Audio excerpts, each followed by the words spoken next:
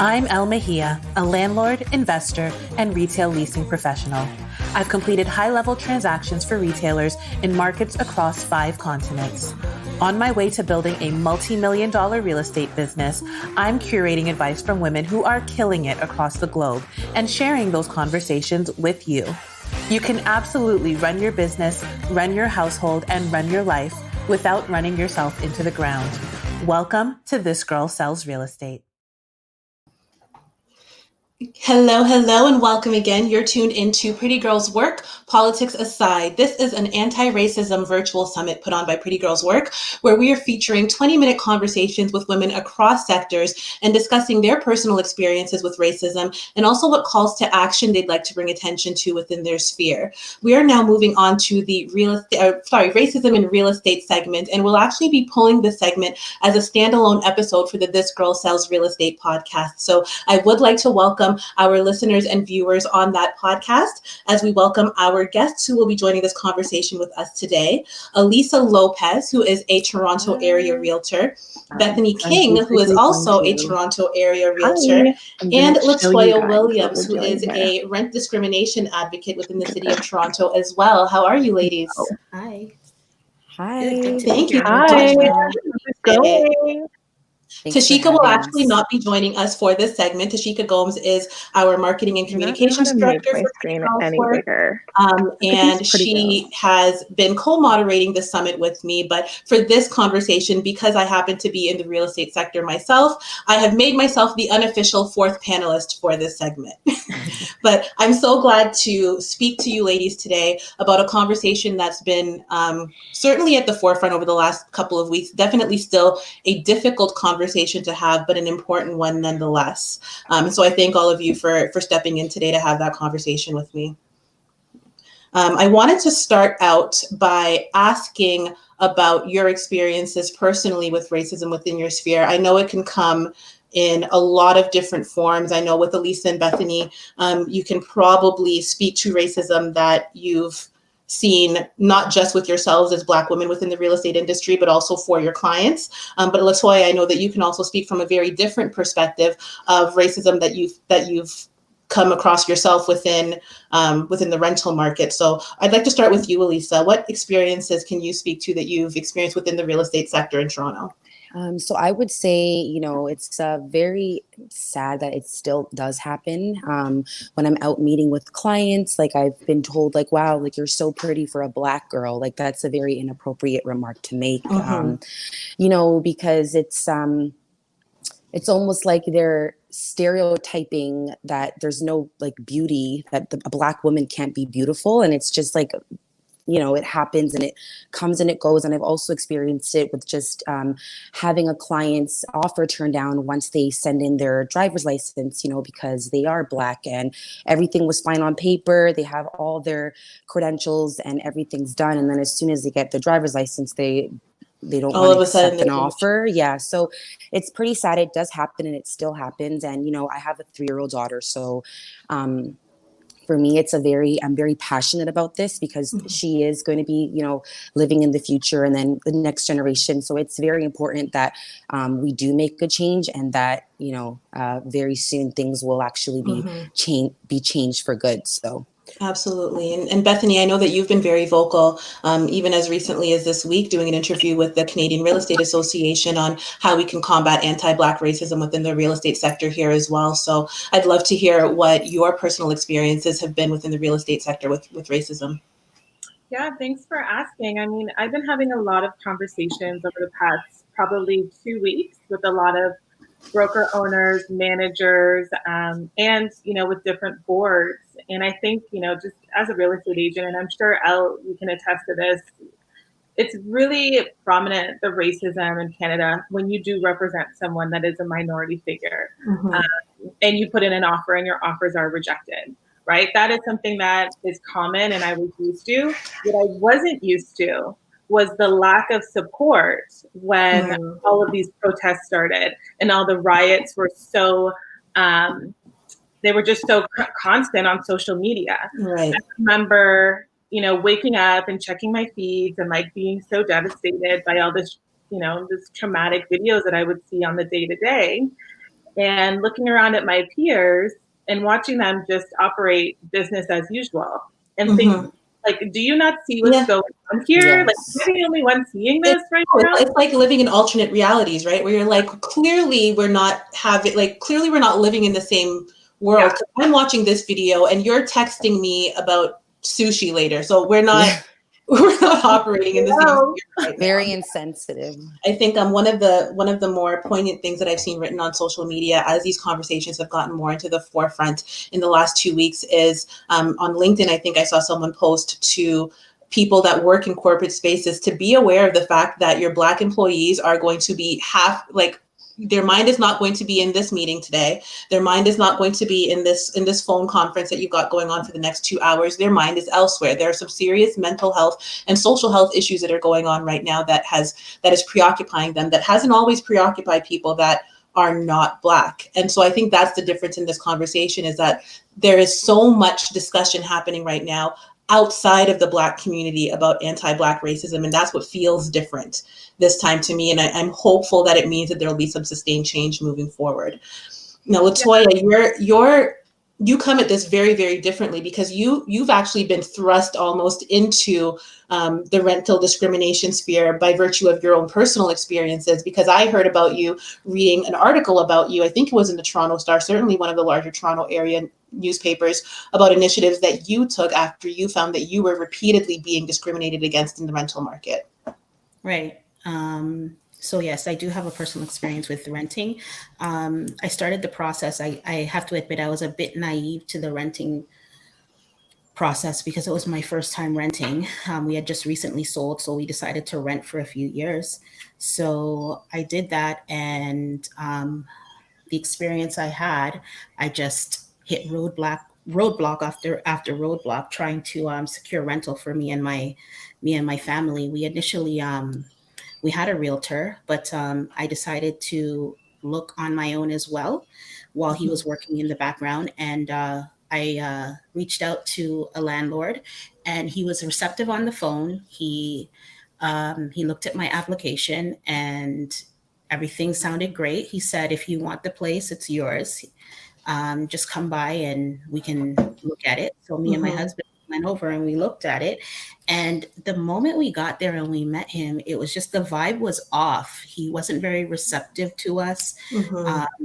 He showed us the place in less than 5 minutes and got a, we'll be in touch. And then the next whole day, attitude changed. Yeah. The next day I received a call saying, you weren't the right fit. We decided to go with somebody else, you know, and it was a complete shock to me, because here I was ordering boxes to start packing to move, because the what I got from our conversation was the place was ours. We just wanted to look at it first.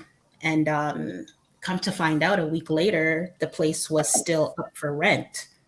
So that led me to believe that because of the color of my skin, you know, I lost out on that rental. And there was other situations where we would go, me and my realtor, we would go and see places. And the other realtor, one realtor came out and she said to me, she's like, oh, you have very good credit. Like she was almost shocked that my credit was good. And it took me aback. I was just like, why is it a surprise to you that I have good credit? And these are the scenarios that I kept getting. These are the things that kept happening to me. I was basically looking for a rental for almost 6 months before I found one. And then it just, you know, that's what drove me to create the group. Because I was like, it's not just me, because in conversation with other Black people, I would come up with I would hear the same stories. And it just compelled me to create this group where we can connect with our own, where, you know, we won't face those kinds of barriers, where people are open to renting to us. So that was the force behind the group. And another reason why I really wanted to create this group was most of the people that reached out to me about them struggling to find a place to live were sole support mothers. they have the toughest time trying to secure safe and affordable housing for themselves. And there's so many layers to this topic. Oh, absolutely. Absolutely. And you're speaking on it from a consumer standpoint, but I know I haven't been in residential brokerage for quite a number of years, but I saw it when I did residential. I know Alysah and Bethany, you see it too, the discrepancy that exists between how your clients look on paper and when you send in that driver's license. So I do want to speak more to the group that you've created, Latoya, a little bit later on this segment, because I think it's such an important resource within the city. But I also wanted to ask specifically Alysah and Bethany, how you feel this conversation is being received in the last couple of weeks, because I feel like there's been sort of an awakening with people who have never been forced to really have to look at this situation before, look at this topic before, who are now not really being given a choice. Like, you have to look at this. We need to make change. There needs to be a difference. What are we doing starting now? And I wonder how you guys feel that conversation is being received within your circles, within your brokerages, and maybe even with the clients that you're servicing. Yeah, well, it's been an emotional roller coaster, I would say. I'm a little bit scrappy with my delivery. I'm very outspoken. And I started pretty much just calling out people close by that I knew. And that's how I got in touch with PREA. And that's when I demanded that they started implementing some mandatory training so that all realtors across Canada have a better understanding.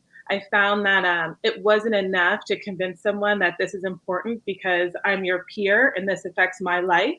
So I changed the way that I delivered this, and I said, how can we serve our clients if we don't understand their pain, or if we are unaware of our own internal racial biases? And I think for a lot of, when we're in such a white male prominent industry, it's tough for people to acknowledge it, because once you acknowledge that there has been systematic oppression and racism, then you're admitting in some form that you have benefited from this. I think that's the difficult conversation with a lot of people who find themselves in this conversation who have benefited from white privilege without meaning to benefit from white privilege. And it's the fact that you don't need to be a bad person. You don't need to be a racist to benefit from the structure that has been set up in society for you. And so being able to understand that and accept that as fact, because it is fact, doesn't mean saying that you are racist. It doesn't mean saying that you are a bad person. It just means saying that the game has been set up for you to win. And so what is your role going to be now to actively make sure that the people around you, that your Black friends, the Black people that you call your friends, the Black people that are your coworkers, everyone that's in your community has an actual fair shot at getting to the finish line? And I think that's how the conversation is shifting now. And I'm happy to see it, but I think, like most people, I'm just kind of waiting to see what sustained change comes from here. Yes, and just to kind of add to that as well, I just feel like it shouldn't be such a shunned upon topic. Like, this should have been happening for years. It's been happening for years. So why do we feel awkward talking about it? Like, that's a problem in itself, right? My co-moderator for the entire summit, she's not here for this conversation, but we had a private conversation before we did this, because we both kind of identify as Black women who have not always felt comfortable having that conversation. We're typically the only people of color in our social circles or in our industries. It hasn't always been positioned as a safe space. Even when it hasn't been positioned as an unsafe space, there hasn't been a lot of encouragement to bring this to the forefront, because it makes people uncomfortable. And we've all kind of been put into this mindset where, keep everyone in the room happy. Let's just pretend it's not happening. Let's pretend everything is okay. Let's pretend everyone's on an even playing field, and let's just move forward from there. And so these conversations aren't easy. And even going into today, I wasn't entirely convinced that I was the right person to be having this conversation, because I don't think I've had this conversation nearly enough with the people in my life personally. I have in the last 2 weeks, but that hasn't been my personal history. And I know that that's been the same for a lot of Black women that are in my position. And I think it's time for that shift to happen as well. I wanted to speak specifically about the rental market, because what I wanted to do is go over some calls to action within the real estate sector that I think that everyone on this call and a lot of people that are listening and tuning in right now can actually play a role in. And it actually alludes to I think it was you, Alysah, that talked about sending in the driver's license for your client and all of a sudden everything changes, or Latoya, when you come in for the tour and all of a sudden everything changes, because on paper you couldn't tell that what race the person was, but now when you've got a photo in front of you or the person in front of you, all of a sudden things have shifted. So I wanted to speak more about your group, Latoya, and the work that your group is doing to combat that. But I also wanted to speak very specifically to some calls to action that I'd like to position to Treb and to Oria and to Kriya, really, about how rentals are processed within the Canadian real estate industry and what changes we can make there. So why don't we talk a little bit more about your group, Latoya? You ended up founding a Facebook group that specifically calls to Black renters, Black realtors, Black landlords, and not even just Black landlords and realtors, but really anyone who inclusively understands that this is an issue that Black people are facing and who are part of that group in order to make sure that there's a safe space for renters to be able to go and to have conversations with people who are open to renting to anyone who is qualified to rent, correct? Yes. Yep. And you've had that group for a number of years now. Yeah, it's been going on. This year will be 3 years. This September will be 3 years going on. It's basically just a group to have us network with landlords who are inclusive, who are open to renting to Black people. And it's a safe space. While we do include landlords who are open to renting to us, they are not in the group, because we want to create that safe environment for our members. Just because, you know, a lot of our members have been through certain issues and they just don't feel comfortable. Right. You know? So we do have rentals listed from landlords who aren't Black, who are not of color, but as it stands, they send me an email or they send me a DM with their listing, and then we post it in the group. It's just it's just a network to connect Black tenants with Black homeowners. And I think it's phenomenal. I think it's a really proactive way to make sure that in the short term today, people have access to resources where they're able to, I mean, this is an essential sort of, people need places to live. Shelter is essential, and providing a forum for them to be able to have access to that is phenomenal work.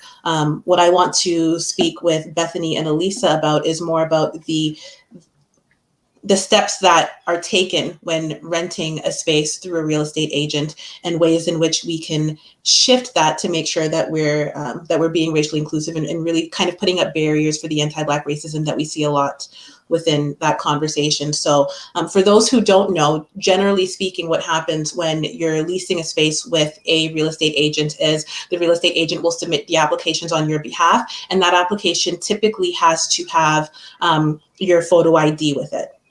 And that photo ID, or it can be sent after the fact, along with your credit report and all of that other information. And so the landlord has the right to say yes or no to that process. The call to action that I'm actually committing PrettyGirlsWork to, especially as we launch our real estate collective, is in working on why it is that driver's license needs to be there in the first place.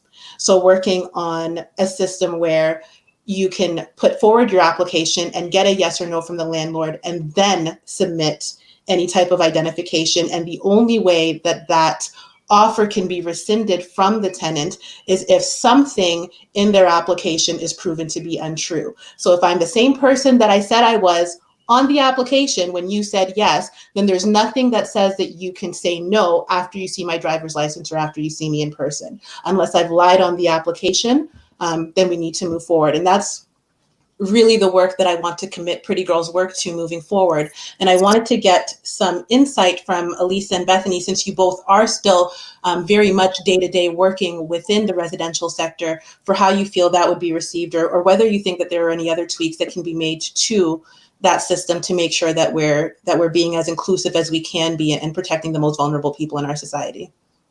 I think that's an amazing idea, because at the end of the day, when you submit a rental application, the information is exactly the same. Like on the rental application, you're putting in exactly what's on your driver's license. The only difference is that you just get the photo.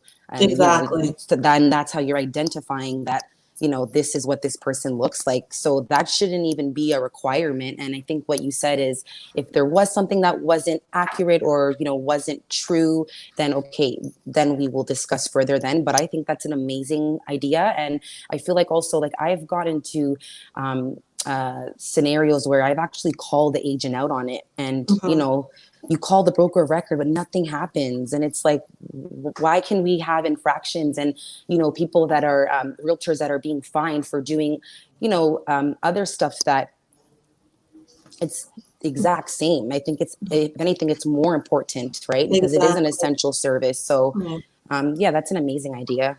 And Bethany, you have some specific calls to action in place that are in the works right now with OREA and with TREB and with the CREA. Yeah, so specifically with CREA, I'm working with them to roll out some mandatory training across the nation.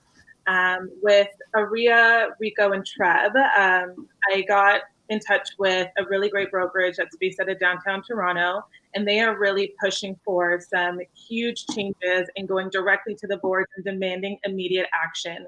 And some of those are, number one, creating a position of director of race relations and hiring someone of color to be on the board. Number two, for OREA, RICO, and TREB to start collecting race-based data from both their members so they can start really pinpointing their problems and helping people. Number three, which is huge, which is my favorite, is that they're demanding that OREA, RICO, and TREB analyze the effects of gentrification on racialized communities so they can protect those communities from unfair property tax hikes and predatory land assembly. And then obviously just implementing, mandatory training again so that all of these realtors can navigate this racial discrimination. Absolutely. Absolutely. I think that there's some real change upon us. And doing all of these things, it's only inevitable, but I think it's important for all of us, whether you're a realtor, whether you're not, whether you're white or whether you're Black. When you're going to hire someone for any job, when you're hiring any sort of company organization, ask them, what did you do to support this movement?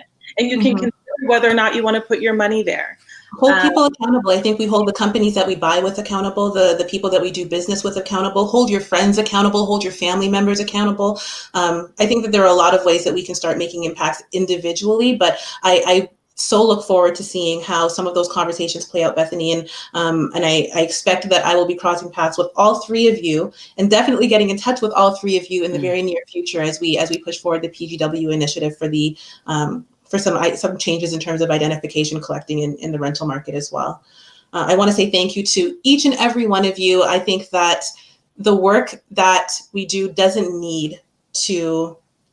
When the work that we do in real estate, we're not necessarily the first ones that people come to speak about these matters. And I think that that's important because I think that people who have not had a voice, people who have chosen not to have a voice, people who have been scared to have a voice or maybe a little timid for how it'll affect them in their careers or in their business moving forward. I think it's important to see other women who are doing what they want to do and accomplishing it while staying true to this messaging and staying true to this mandate and standing up for something that they believe in. And I appreciate all three of you for being a part of this conversation and for putting yourselves in this conversation when it wasn't necessarily required of you. So thank you very much for having us. Thank you. And thank you to our listeners that are tuning in, not just to the Pretty Girls Work Politics Aside Summit, but also to the This Girl Sells Real Estate podcast. As I mentioned at the top of this segment will actually be pulled out for a standalone episode of This Girl Sells Real Estate. So to those of you that are listening and tuning in there, be sure to listen, subscribe, like. It helps us a lot in the long run. And thank you so much to these ladies for having this conversation with us. Up next, we have our very last segment. We will be discussing racism in entertainment, and we will be joined again by our co-moderator, Tashika Gomes, as well as guests, Andrea Lewis and Denise Aziz. We'll be back shortly.